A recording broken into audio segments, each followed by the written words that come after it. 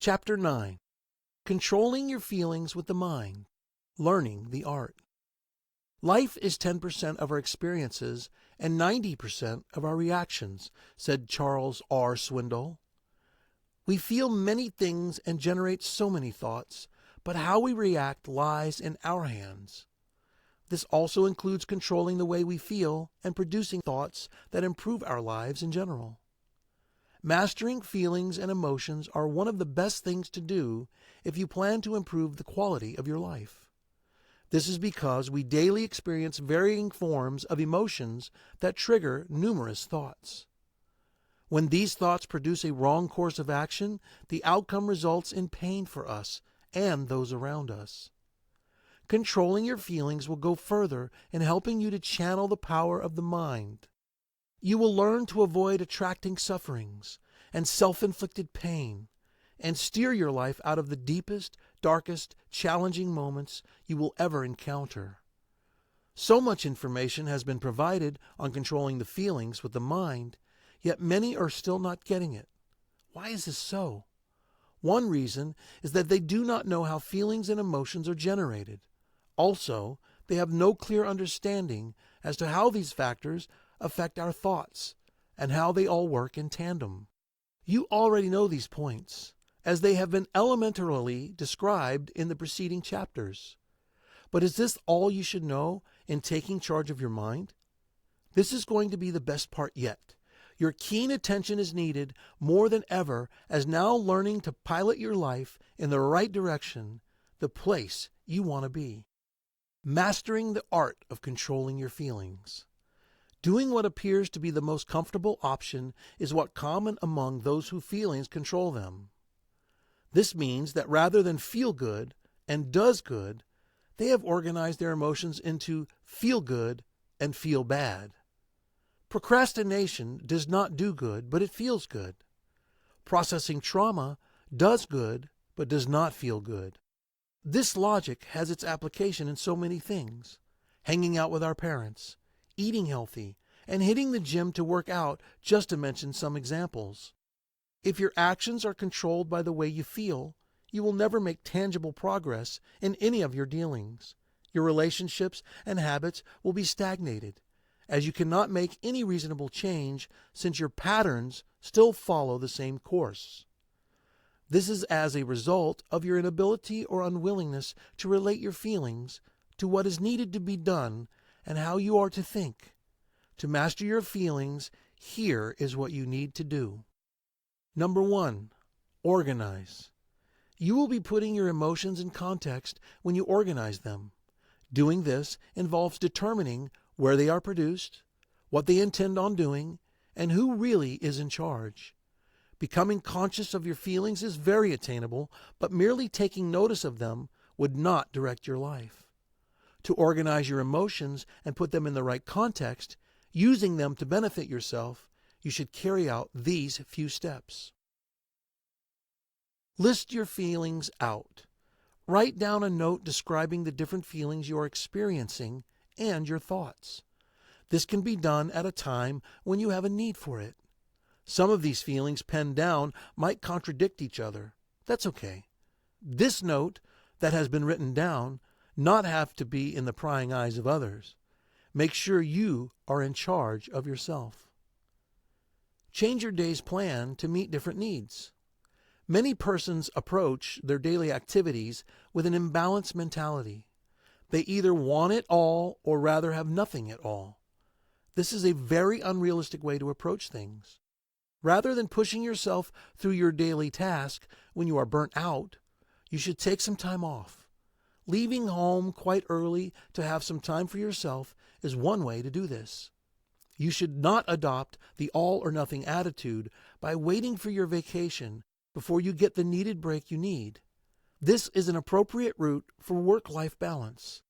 It is very sustainable and yields more productive results on a personal note and in your work. You need a worrying list. Make an updated list of things that are currently a cause of concern to you. This can be done on a notepad or on your personal computer.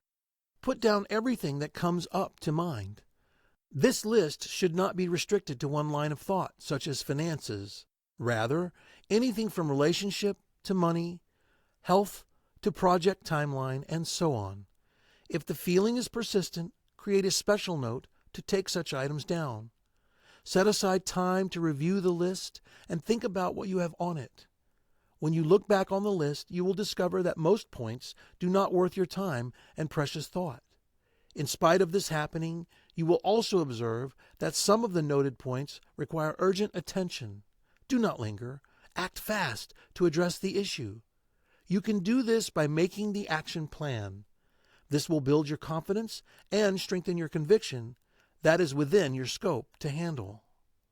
Dreams are said to be just dreams until they are written down. Then they become goals. Making a worrying list is not only useful in addressing troubling feelings and thoughts, but can help in bringing positive feelings to life, such as dreams. You teach yourself the wisdom to differentiate between things within your control and things that are not when you write down your feelings. Identify their source, determine their outcome, and identify your role in them. Number 2, identify your goals. Identifying your long-term goals plays an important role when you embark on the path to mastering your feelings. It helps in the organization of all you feel. This is because not understanding what you eventually want in life means you would not be able to identify the most important things that are worth suffering for. You will not be able to differentiate between your feel-good feeling and does-good feeling. It is very common for persons to look out to measurement of others to grade themselves when things are not working so well with them.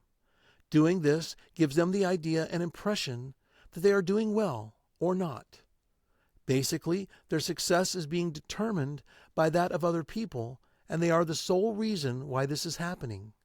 Sadly, this practice is not fulfilling. Identifying your goals will give you a clear-cut approach as to how you want your life to be. This will bring about fulfillment. Your set goal can be personal, social, professional, and financial. Organizing your feelings will bring some changes in your life to the fore. This is because these feelings is being integrated with actions.